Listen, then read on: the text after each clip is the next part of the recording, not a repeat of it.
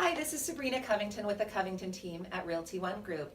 Today I wanted to shoot a video regarding the residential listing agreement and what it's like to sign all this paperwork when you're ready to sell your house. Of course, I will always be sitting down with you reviewing these documents, but I want to give you a preview of what they are so that you feel prepared when we're looking through them. All right, here we go. So we're going to start off with the agency relationship, or what's formerly called the disclosure regarding real estate agency relationship. And that talks about the basic duties of a seller's agent, a buyer's agent, and a dual agency. What are our basic duties? Well, we have a code of ethics. It's very long, happy to send it to you.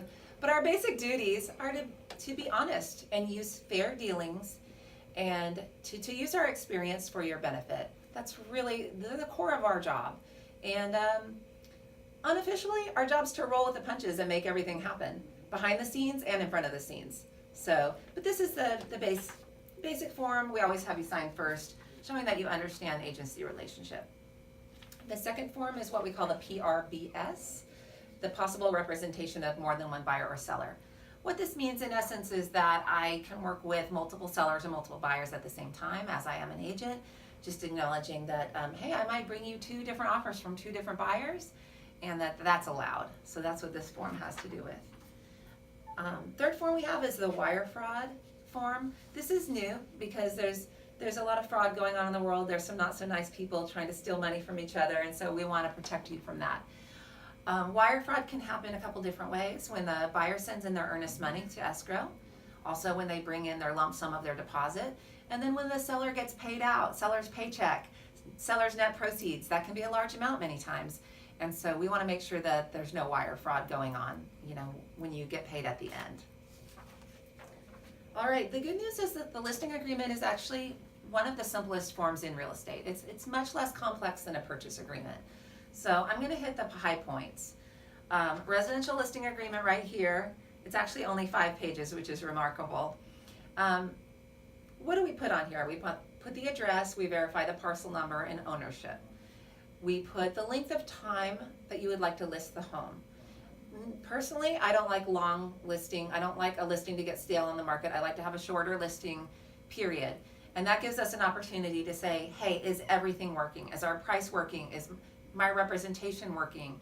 Is everything on target to get this house sold? Or do we need to take a break, relist it, or reformat the listing? This is where we also talk about commissions and the amount of commission paid to the listing side versus the buyer side. Page 2 is where we talk about items that are included and excluded in your home. Sometimes it's not logical, so we go through the details of it. So things that automatically are supposed to go with your home are the window coverings, drapes, light fixtures, and things like that. If you really love your drapes and you want to take them to your next property, we just write it down and tell the buyer that you're taking them with you.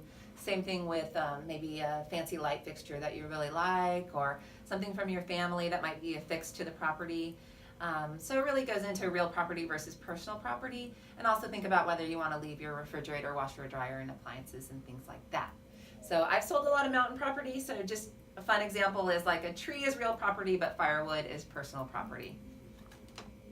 And on this page 2, it also talks about our multiple listing service and where the distribution of your listing and opting out of the MLS. So we have you, typically we take some time to prepare a home. So we do the paperwork, but we hold you off the internet and the MLS until the property's ready, the photos are shot, and because we want to hit the market strong.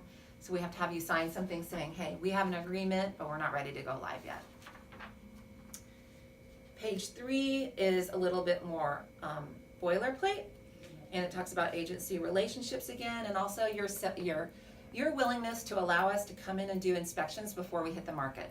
So that might be a termite inspection, a seller's home inspection, or ordering the HOA docs, and what you're going to allow us to do prior to hitting the market. There's some of the things we note on this page. Page 5, we talk about security during showings, photography, internet advertising, signage, lockbox, and all those details. And there's number 14 is about equal housing, because of course we're not going to discriminate. Page 5 is a note about mediation and what are we gonna do to resolve problems if they should occur? It also talks about representative capacity. If you're selling your property on behalf of a trust, an LLC, or a corporation, we're gonna note your signing authority to do so. And then there's just a full signature on that. And that's the end of the listing agreement. It's super simple. The next affiliated document is the seller's advisory. And this is designed to be a very readable document for sellers and what your duties are for disclosure on the property. And I have another video about that you can watch as well.